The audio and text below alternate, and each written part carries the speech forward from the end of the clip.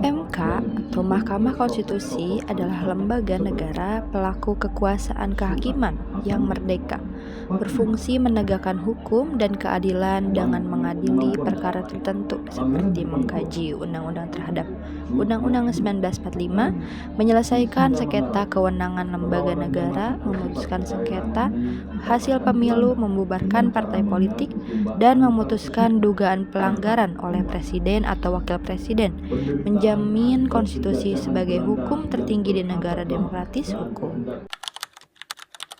Fungsi dan wewenang utama MK, Mahkamah Konstitusi adalah benteng terakhir perlindungan konstitusi yang memastikan bahwa hukum dan kekuasaan di Indonesia berjalan sesuai dengan amanat Undang-Undang 1945, menjaga keseimbangan sistem ketatanegaraan dan menjamin hak-hak warga negara.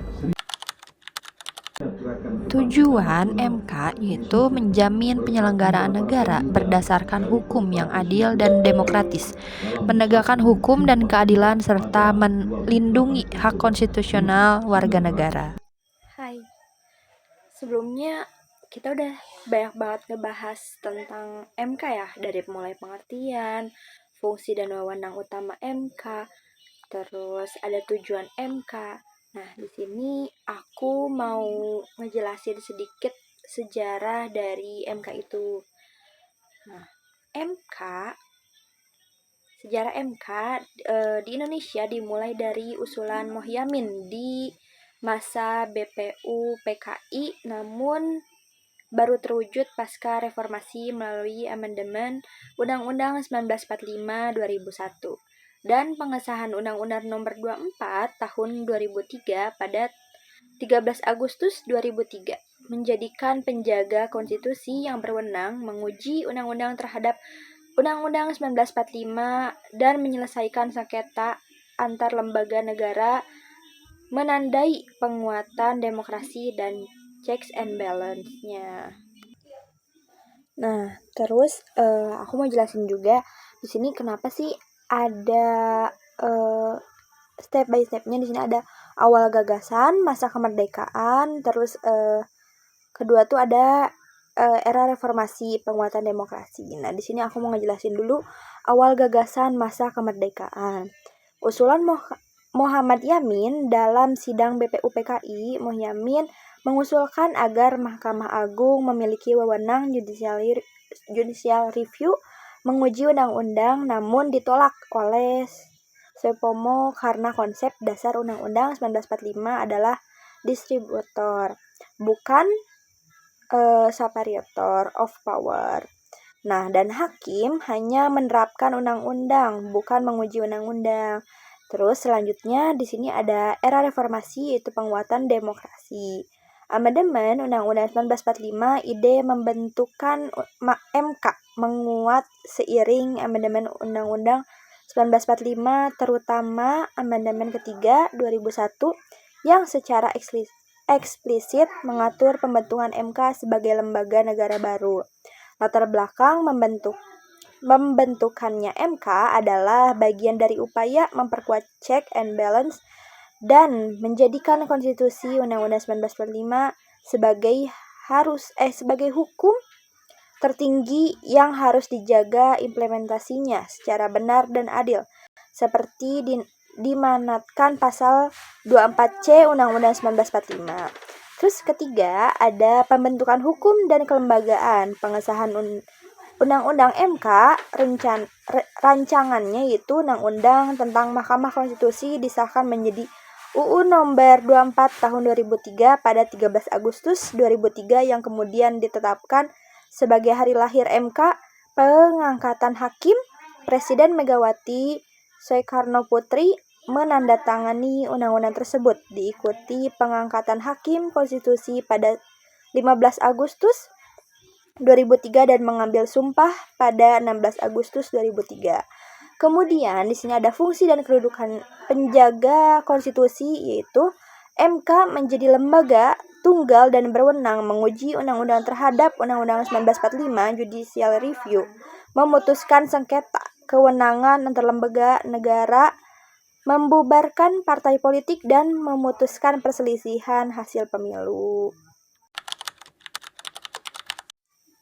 Nah, di sini aku mau ngejelasin tentang sengketa hasil dan sengketa proses pemilu di Indonesia. Karena aku tadi ngebawain judulnya tentang Mahkamah Konstitusi. Nah, aku untuk permasalahannya di sini aku ngambil sengketa hasil dan sengketa proses pemilu di Indonesia. Nah, sengketa dalam proses pemilihan umum pemilu itu merupakan hal yang tidak dapat dipisahkan dari proses demokrasi khususnya elektoral. Dalam setiap agenda pemilu, kita seringkali mendengar tentang sengketa yang didasarkan pada ketidakpuasan pihak atas tahapan maupun hasil dari pemilu tersebut. Hak untuk bersengketa juga dilindungi oleh hukum dengan membuktikan dan memutuskan ranah pengadilan atau lembaga terkait. Hal ini bertujuan untuk menjamin keadilan bagi peserta pemilu dan menjaga integritas pemilu.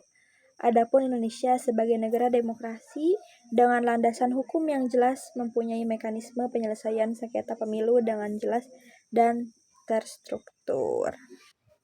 Nah, di sini ada pengertian sengketa pemilu. Apa sih pengertian sengketa pemilu?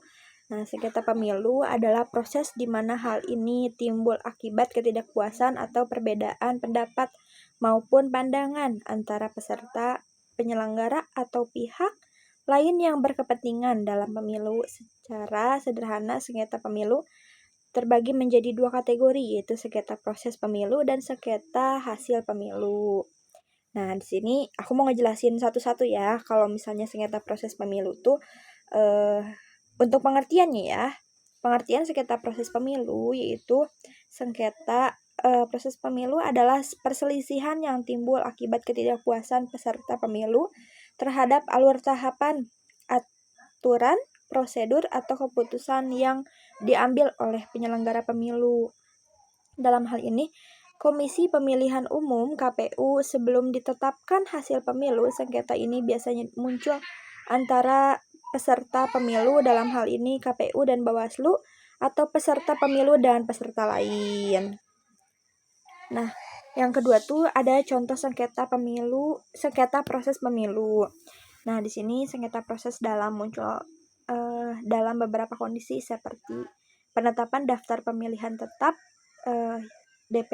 DPT yang tidak sesuai, terus ada tahapan penetapan pasangan calon atau calon legislatif yang tidak taat aturan, terus ada pembagian daerah pemilihan, dugaan penyelenggaraan administratif yang mempengaruhi tahapan kampanye atau pemungutan suara. Terus yang ketiga ada lembaga yang menangani sengketa proses.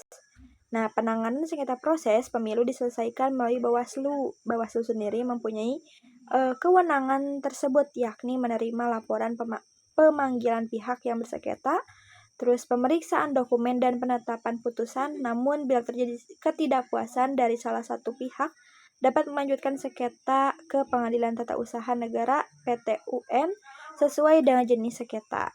Nah, di sini terus aku mau ngejelasin sengketa hasil pemilunya. Kalau misalnya untuk pengertian sengketa hasil pemilu yaitu sengketa hasil pemilu adalah perselisihan hasil perolehan suara yang telah ditetapkan secara resmi oleh KPU. Sengketa ini diakibatkan oleh peserta pemilu yang merasa hasil perolehan suara yang telah ditetapkan tidak sesuai, terjadinya kecurangan yang dapat mempengaruhi hasil, atau terjadinya penyelenggaraan pemilu yang terstruktur, sistematis, dan masif. Terus kedua ada ruang lingkup sengketa hasil. Sengketa hasil mencakup perselisihan hasil perolehan suara antara peserta pemilu, ketidakakuratan data perhitungan suara di tingkat TPS hingga nasional. Selanjutnya ada terjadinya temuan manipulasi, pemungutan, dan perhitungan suara yang mempengaruhi perolehan kursi atau perolehan suara calon. Terus ketiga ada lembaga penyelesaian sengketa hasil akan diselesaikan di ranah Mahkamah Konstitusi.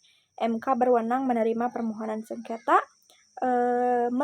memeriksa alat bukti, menghadirkan saksi sampai dengan putusan yang final dan mengikat. Putusan tersebut dapat berupa penolakan, permohonan sengketa pengabulan sebagian hingga memerintahkan untuk melakukan pemungutan suara ulang di wilayah tertentu.